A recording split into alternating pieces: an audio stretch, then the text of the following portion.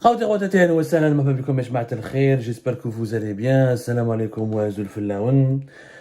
Vous avez été déjà très nombreux et nombreux à réagir à la première émission de ce aujourd'hui. Aujourd'hui, nous sommes le 20 novembre 2023. On a commencé la journée par une révélation sur les potentiels candidats, les enjeux des élections présidentielles de décembre 2024 et la potentielle candidature de Abdelrazak Maqri, ancien président du Mouvement pour la Société, le MSP.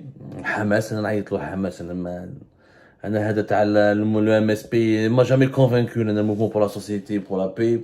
C'est une appellation, parce que Hamas évoque un petit peu un mouvement islamiste dur, engagé, il évoque la lutte armée, il évoque le djihad, donc darouha MSP, mais c'est le Hamas, c'est l'esprit du Hamas. On a parlé d'Abdelrazak Maqri, de la possibilité qu'il puisse être candidat, des enjeux de cette candidature qui pourrait déranger les ambitions de Tebboune, qui pourrait peut-être gêner le deuxième mandat, que peut-être au sein du pouvoir algérien, il y aurait quelques alliances qui pourraient se négocier entre lui et l'État profond, certains lobbies sécuritaires et militaires pour le porter au pouvoir. Ça reste une probabilité, ce n'est pas une certitude. En Algérie, nous sommes encore à une année, tout peut se passer, tout peut être chamboulé, il y aura des bouleversements, on peut avoir en Algérie des coups de théâtre, mais le seul, en tout cas sur le plan politique, sur la scène politique, qui a encore du poids, qui a un peu de popularité, qui peut crédibiliser les élections à décembre 2024 et qui peut se porter candidat et déranger Tebboune, c'est Abdelrazak Maqri pour le moment.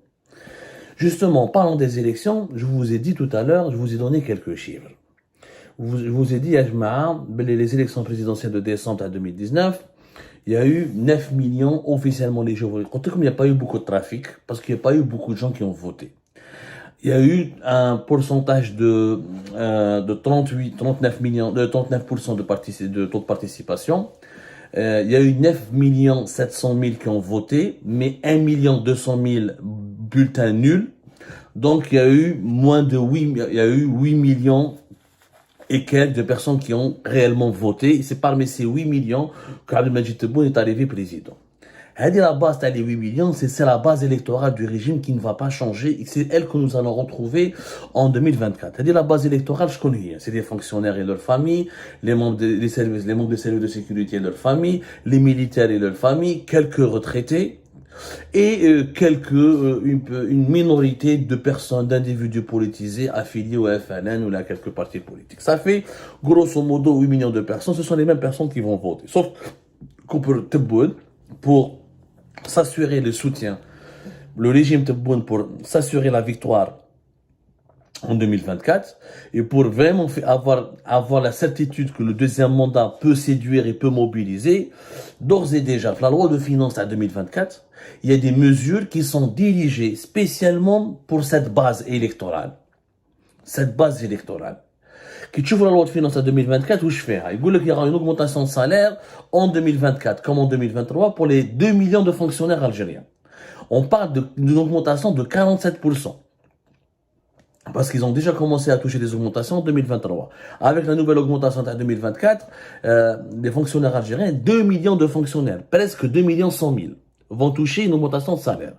En augmentant leur salaire, c'est un message clair. Soyez avec moi. Votez pour moi.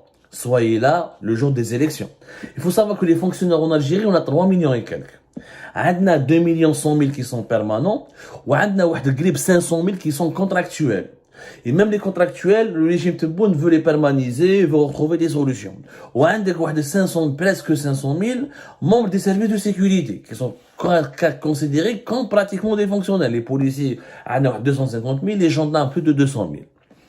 Donc, déjà, le régime algérien est en train de leur faire des cadeaux. Il y a la stratégie électorale du régime algérien, elle a commencé. Les hommes algériens, elle est belle oubliée, les élections arrivent, qu'il y a un problème de crédibilité de ces élections, qu'il lui faut un taux de participation minimal au moins de 30 à 40%, je devant la communauté internationale, et que pour Tebboune s'assure une victoire large, ou là pour que le deuxième mandat passe, il faut draguer ces gens-là, c'est eux qui ont voté.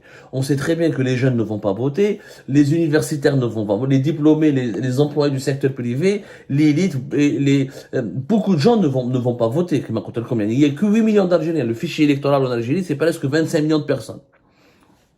Sur 25 millions de personnes, 8 millions sont susceptibles de pouvoir voter. Donc le régime algérien جماعة بدا الخدمة تاعو. Il est en train de faire son travail, de draguer, de séduire et de fidéliser. En plus de ses fonctionnaires. Le régime algérien, il a décidé de faire l'allocation chômage. Et en plus, les chômeurs, c'est nouveau. C'est vrai que d'habitude, les chômeurs en Algérie ne votent pas. Surtout les diplômés. Ils ne votent pas, ils croient pas à la politique, ils sont déconnectés de la vie politique en Algérie, ils aiment pas le régime algérien, ils crient, où ils veulent partir, où ils ont été, d'ailleurs les universitaires ont été parmi le carburant du Hirak, c'était les étudiants et les universitaires. Donc, le régime algérien, la nouveauté de 2024, c'est qu'il sait que, comme Tebboune a peur de ne pas que les fonctionnaires, ça ne lui suffit pas, parce que y a les militaires qui votent, le vote des services de sécurité, ça reste toujours une inconnue. Aucun président ne contrôle réellement le vote des militaires. On a quand même plus de 300 000 militaires en activité. Si tu comptes avec les retraités ou les réservistes, il faut parler de 500 000. Donc ça reste un contingent électoral important. Comme les fonctionnaires, je ne vais pas les contrôler, capables, les wali, ou là, des lobbies qui sont hostiles, ou là, qui sont hostiles au deuxième mandat, ou là, ses concurrents, là, ses adversaires, ils les fonctionnaires pour voter contre Tebboune, comme en 2019, les partisans de Mihoubi, certains lobbies sécuritaires et militaires partisans de Mihoubi ont fait pression sur les wali pour donner, Mihoubi victorieux dans certains wilayas. Où est le régime Tebboune, il a pensé à draguer les chômeurs. L'allocation chômage a été augmentée en 2023 et elle va concerner en 2024 2 millions de personnes. Donc, ceux qui vont toucher une allocation de chômage, celles et ceux, le régime Tebboune espère que ces personnes-là vont aller voter. Et qu'elles vont aller voter pour celui qui leur a donné cette allocation de chômage. Le vote des chômeurs, il est déterminant pour Tebboune. Il espère vraiment que les chômeurs vont voter pour lui. Est-ce que c'est mécanique? Est-ce que les chômeurs vont remercier Tebboune pour les 15 000 dinars qu'il lui donne en allant voter pour lui? A dit, des instituts de sondage en Algérie sérieux, j'aurais aimé qu'il y ait des enquêtes d'opinion pour savoir est-ce que les chômeurs vont renvoyer l'ascenseur à Tebboune. C'est pas évident. Et c'est pas sérieux. Et c'est pas garanti. Donc, comme c'est pas garanti comme c'est pas garanti, il y aura au moins une partie des fonctionnaires qui vont voter pour Tebboune. Ça, c'est sûr. Peut-être une partie des chômeurs vont voter pour Tebboune, mais on connaît pas sa proportion exacte et on n'a pas les caractéristiques de ce vote. Ou Tebboune, il a continué à faire des efforts. Dans la loi de finances, ils vont draguer les étudiants. Puisque les étudiants, parce que le pouvoir algérien a peur des étudiants, pour éviter que les étudiants alimentent un mouvement de contestation sociale, où ils reviennent vers le Hirak, etc. Ils vont décider, en 2024, leur bourse va être augmentée. Elle a déjà été augmentée, mais elle sera maintenue. Une hausse de leur bourse universitaire qui passera de 1300 à 2000 dinars, soit une hausse de 700 dinars par mois. Donc, les 2000 dinars on a 946 000 étudiants qui touchent des bourses. On a plus que ça comme étudiants, mais les étudiants boursiers qui touchent leur bourse, on a 946 000.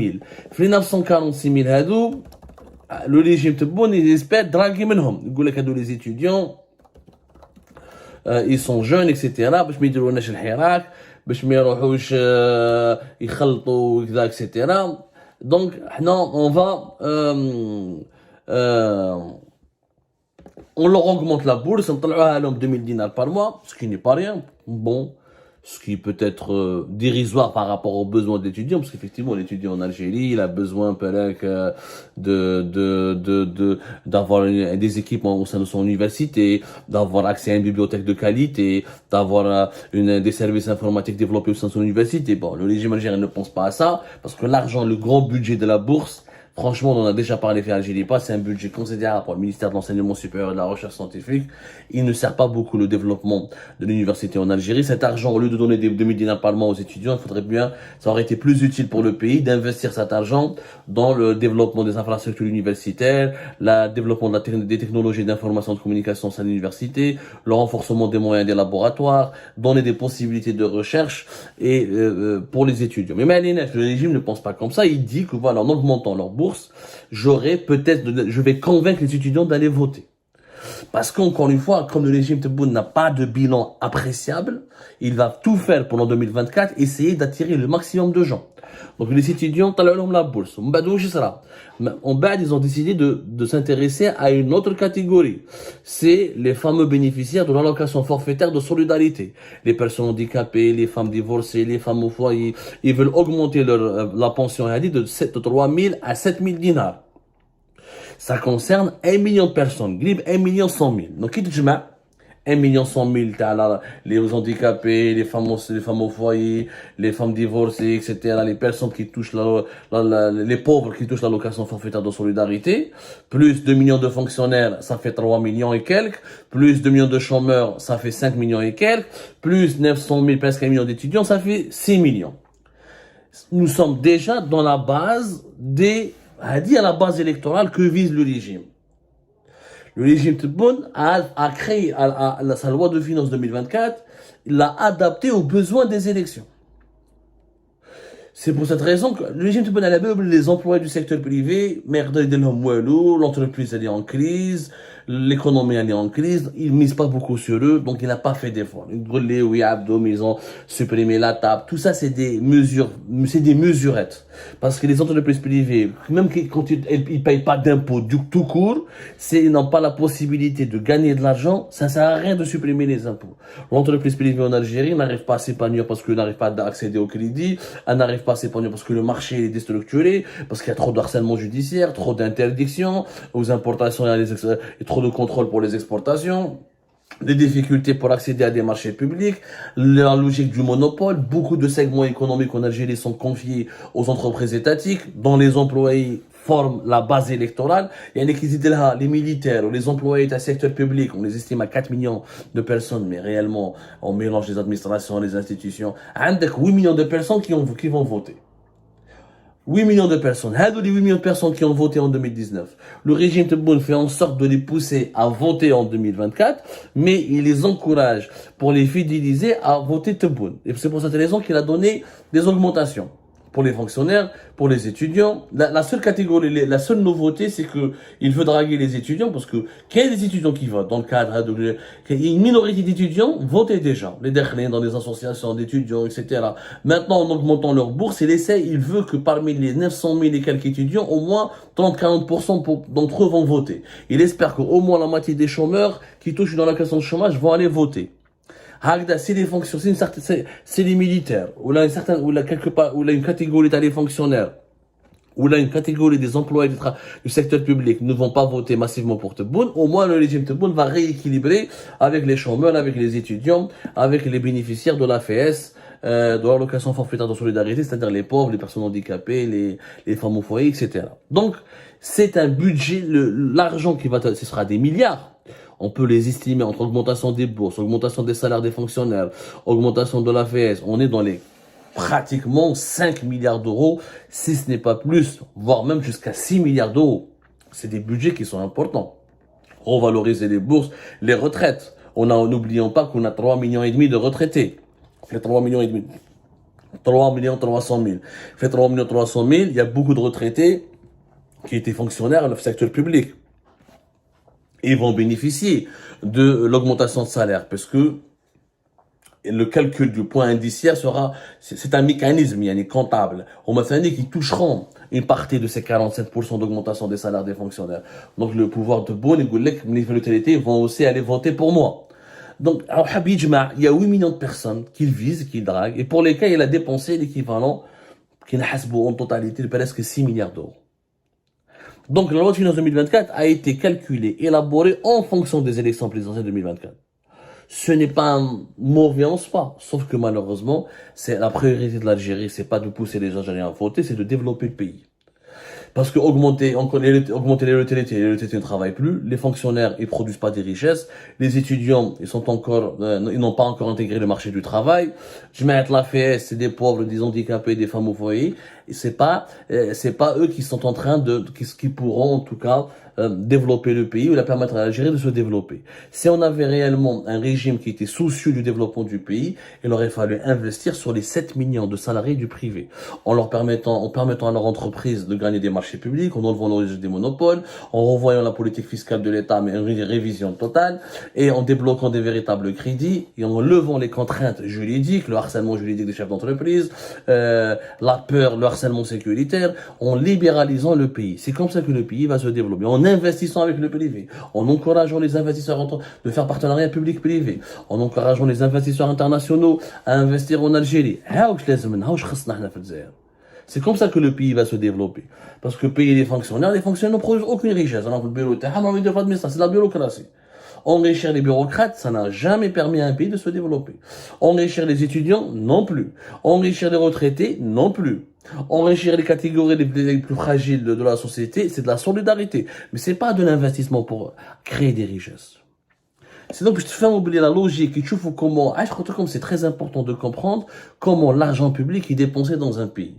La manière avec laquelle on dépense l'argent public dans un pays, ça nous révèle, ça nous apporte des informations fondamentales sur les priorités des dirigeants de ce pays, sur leur vision de l'avenir de ce pays et sur ce que veulent réellement faire les dirigeants de l'intérêt général de ce pays. Nos dirigeants calculent pour les élections présidentielles. On veut que les gens votent. Pour le voter, il faut augmenter les salaires, il faut faire des efforts financiers pour que les 9-8 millions qui ont voté pour 2019 se présentent en 2024 parce qu'ils savent très bien que dans la situation, le climat politique actuel, pas de compétition, pas de concurrence, pas de liberté d'expression, pas de liberté publique, pas de compétition des idées, pas une presse libre. Les élections tu vas organiser. Mais les réseaux sociaux, les partis politiques sont morts, l'opposition elle est morte, la presse libre elle est morte. Les conditions d'organisation d'une élection réellement loyale et droite et transparente, elles ne sont pas réunies. Sauf si il a vraiment un déclic. 2024, on va baisser la pression, on va enlever la répression, on va libéraliser le pays, on va laisser la presse s'exprimer pour permettre à une véritable compétition électorale. Ça, c'est un vœu, c'est mon vœu. Mais c'est un vœu qui est pieux. Parce que la direction actuelle vers laquelle le pays se dirige, c'est malheureusement toujours plus d'autoritarisme et de contrôle absolu et de répression des libertés publiques.